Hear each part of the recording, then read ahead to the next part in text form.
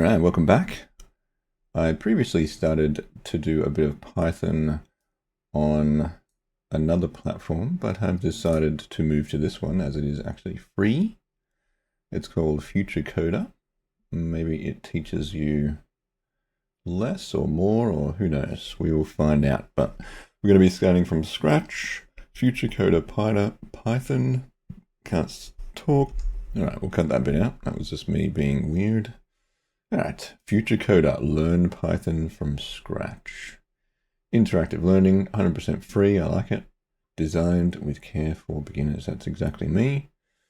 So let's start. Actually, I just had this intro because it looks cool. Over here I have my notes that I'll be taking, and then there's a zoom in of the Future Coder window down the bottom. Let us see what it looks like. So you can see that the shell just down the bottom here. And this is the main window. So let us begin at the start, which is the shell introducing the shell. All right. On the right is the shell. This is a place for running small bits of Python code. You can actually also do this in Windows. You can install Python in there and just run it from a Windows. Installed it before in case you want to run it on your Windows system. I'm sure you can do the same for Mac. So click anywhere in the shell, the black area, type 1 plus 2, because we're in a Python window, plus 2, and then enter. And now we have the result, which is 3. Nice. Python evaluated 1 plus 2 and got the result 3, so the shell displays that. The shell is probably your most important tool for learning Python, and you should spend lots of time experimenting and exploring in it. It is fun, isn't it? Constantly ask yourself, what would happen if I ran X? And then immediately answer the question by running it. Never be scared to try something out. If you get something wrong, nothing bad will happen. So I guess you can't delete your file system with Python. Or can you? So something bad might happen. Try doing some more calculations. You can multiply numbers with the asterisks. 1 times 1 equals 1. Amazing. And you can divide with subtract. 10 divided by 5, 2.0. And you can use parenthesis. You can multiply numbers. 10 times 2 times 50. Well, that's complicated. 1,000. 10 times 2 times 50 is 1,000. Keep experimenting. When you're ready, click next to continue. Navigating shell history. Not really sure what to put in my notes yet. Here is a tip. Often you will want to rerun a previously entered bit of code or slightly modified version of it. You can copy and paste, but that's tedious and gets in the way. A better method is press the up arrow just like you can in the Windows console, and then it will remember all of your previous commands. That's pretty cool. This will insert the previous line of code. Keep pressing it to go further back in your history. If you go too far, press the down arrow to go the other way. Try using it now. Navigating shell history. Good. Introducing strings. What are we up to? Oh, we're on to string basics.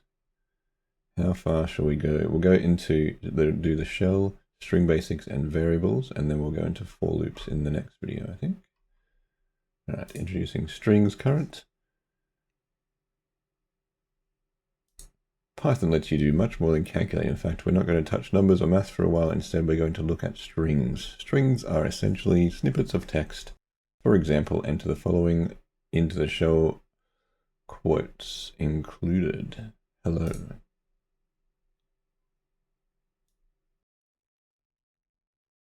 Oh, we can't copy and paste.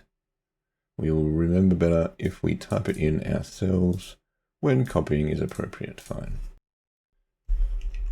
But my keyboard is very loud. Hello.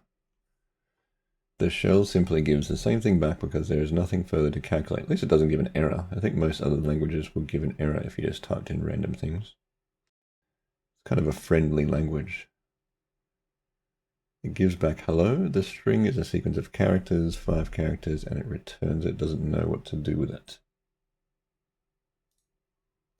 Adding strings. Hello plus world. We'll add hello, but no space and world. So you can add strings together. Wow. Hello plus world. Hello world with no space. You can see that the plus combines or joins strings together at the end. Technically it's called concatenation. There is an exercise to change the previous code slightly so the resulting string is hello space world. Hello plus, this is a long way of doing it, space plus world. And you can probably just add a space to either of the start of these words if you wanted to, but that's probably the long way of doing it. Hello space world. Any of these are valid solutions. Very good. That's interesting. You can just add strings together, and then if it's a number, I guess you can just add 1 plus 1 wherever you feel like as well, and then it just calculates it. But if it's a a character string, then it just combines them. How does it know how to do that? Any of the following are valid? All right. What are we up to? Introducing variables still. So now we're onto the variables section. To make interesting programs, we can't always manipulate the same values. We need a way to refer to values that are unknown again ahead of time and can change the values that values can vary. These are called variables. Run this code. World equals hello.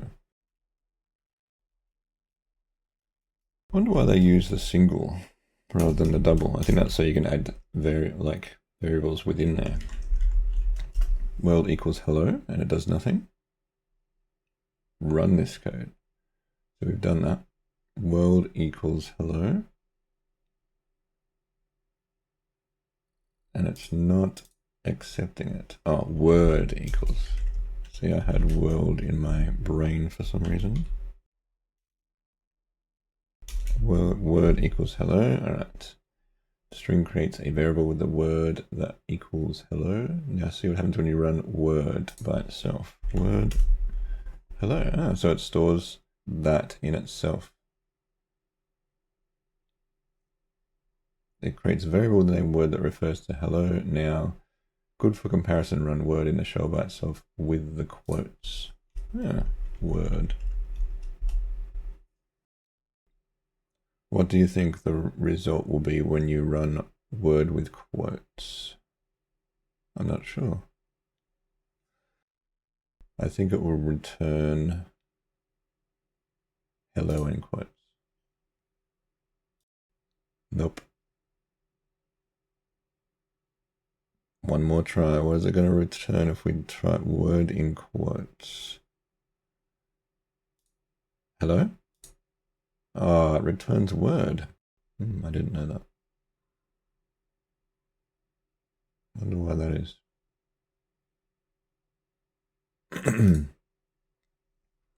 As you can see, the quotes make all the difference. Word is literally just word, hence it's technically called a string literal. On the other hand, word is a variable whose value may be anything. So that is just like typing itself, so it just returns itself.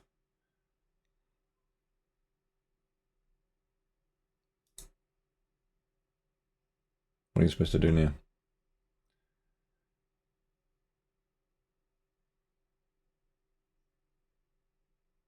It doesn't say what to do next. Word. Word. And now we don't know what to do. Table of contents. We're still introducing requirements. You need to run some code on the instructions. When you run code that doesn't pass the current step, this section will sometimes explain what's wrong. That's helpful. This step doesn't have any hints because there is no step. It doesn't say what to say. On the other hand, it just says what it is. Are we at the end of this section?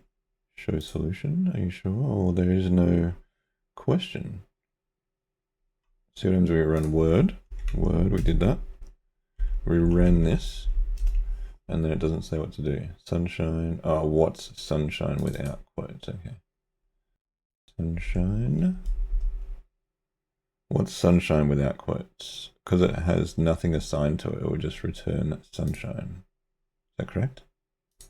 Oh man, I'm not learning anything. Sunshine. Sunshine will return. If you type in word, it returns that. Sunshine without quotes, it will return sunshine with quotes. What? It will return an error. I'm not learning anything today. Oh man.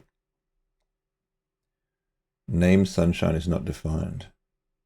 I thought you could type in whatever you wanted and it would return it. Name error. Exception. Click to expand. Your program has no object named sunshine exists. I have no additional information for you.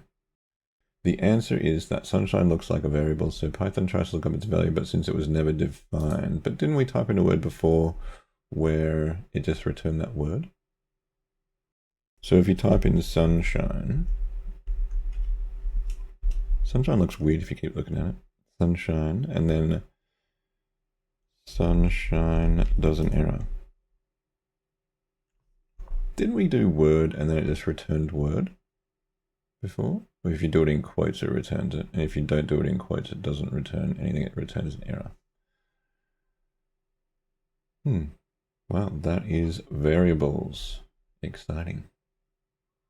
Next is using variables and print. What are we up to? Variables and print. I think we're only going to do, we're going to do the shell, string basics, and variables all the way up to the end, if we can get that far. Using variables and print. I haven't made any notes yet. Previously, we made a variable called word with the value hello. Now make a variable called your name, whose value is another string. The character in your name is an underscore. Yes, I can do that. Your name equals me. Oh, we have to use these, don't we? Me. Your name is me. That's confusing. You can use the variable in calculations like you would in literals. Try hello plus your name. I'm used to everything auto-completing, so this is a bit weird. Hello me. Very good. Or you can just add variables together. Word, because we already have word stored as hello, plus your name. Hello me. Well, that doesn't look nice. You can modify the code so there's a space between your word and your name. Press up, plus space, plus my name. Hello space me. Variables can also change their values over time. Right now, word has the value hello. You can change its value in the same way that you set it for the first time. Run this. Word equals goodbye. I kind of like Python. Seems fun. Word equals goodbye. Now observe the effect of this change by running word plus space plus your name. Goodbye me. Oh. Those quotes around the strings are getting annoying. Try running this. Print. I'm going to use print for a while. Word plus space plus your name. Almost coffee time again. Goodbye me. Hooray, no more quotes. So we were typing before. There were no quotes here at all. I was just typing word plus that, and then you're going print word plus that. So there already weren't any quotes. It's because when you do this, it adds it to a quotes. And then when you print it, it doesn't add it to this. We should add this in notes. Print. Print versus non-print, I guess. So we got that will equal the value. And then if you just do this, then it adds. If you do that, then it will do goodbye, but with these little quotes in it.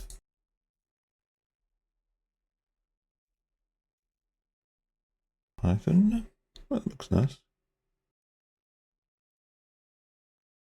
The word print has nothing to do with putting ink on paper. Fair enough. Next, writing programs. That's what we're here for. Writing Python programs. That's hard to say. Writing Python programs. Too many P's. All right, this is the writing programs section. It's time to start doing everything in the shell. In the top right, you can see an editor. All right, we have an editor and we can't resize. That's very sad. We can kind of resize. So you'll still be able to see the prompt down the bottom here. Move that up a bit. And then the editor's up here. To start doing everything in the shell, this is a place where you can write and run longer programs. The shell is great and you should keep using it to explore, but the editor is where the real programs live. Type the program below into the editor and click run. Oh, they make you type it all, man. Usually I just go copy and paste because I am lazy sometimes. All right, I will type this and come back. All right, I have added all of this. Now we will click run. Hello world, goodbye world. This is our first actual program. Let's add this to first actual program. First Python program. And there it is, the first program, hello world and goodbye world. It's very distinct. All right, take some time to understand this program. Well, it sets the words, it prints the words, changes word to goodbye, and then prints the words again. Some things to note about this. The program runs in the shell. I think you just put .py if you want to do that yourself. Programs run in isolation. They don't depend on any previously defined, so you define them as it runs and then it forgets them again. So even though the word currently exists in the shell, if you delete the first line of the program, run it again, you'll get an error about word being undefined. Yes, so as you run them, it remembers them, and then as it stops executing them, it will forget. If you enter code in the shell and it has a value, that value will automatically be displayed. That doesn't happen for programs in the editor. You have to print values. If you remove print, changing the two lines to word and name, nothing will be displayed. So you can't just put this and this in a program. It has to print it. Check all of these things for yourself. Yep, totally. Storing calculations in variables. Often you will use variables to store the results of calculations. This will help to build more complex programs. Are we still on variables? Oh yes, this is the final part of variables. For example, try this program. Word equals hello, name equals world, sentence equals word plus space plus name, print sentence. I guess we better start typing this one and then we'll come back and test it. All right, let's run. What do I think the result will be? The result will be hello space world with no quotation marks. So it'll be this without these little quotes. Oh, it's the first one I've ever got correct. Yay, amazing. Now sentence has the value hello world, which can be used multiple times. Note that it will continue to have this value until it's directly reassigned with another statement like sentence equals something. For example, these two lines to the end of the program, word equals goodbye, will not change sentence as sentence runs before goodbye. So we go word equals goodbye and then print sentence again, but I think because sentence was run here, it will have this word rather than this word. So then if we print sentence again, because it's going to ask, isn't it, when we run it, and we have to guess. Oh, we didn't do it properly. Word equals goodbye. Pring. I just spelled print wrong. All right. And what will it result will be hello world.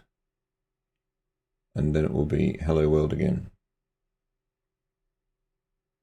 Because I don't think this updates unless sentence is kind of assigned. So it should say hello world twice with no quotes. All right, we are learning. Unlike a spreadsheet where formulas update automatically, a variable like sentence doesn't remember how it was calculated, so it's already stored here before this is changed. And it won't change if the underlying values word or name are changed. Very good. Is that done? We done? Introducing for loops. That is the next section, which we will do later. So then we got for loops in the next one, then if statements, then lists. Oh, there's heaps. But that's enough for today. Anyway, thanks for watching. Like and subscribe. And I will see you in the next video. Ooh, future coder. Look at this when I reload it. Looks cool. Whoa. Wonder if that's the name Python. Maybe. All right. Thanks for watching. Like and subscribe. I think I said that.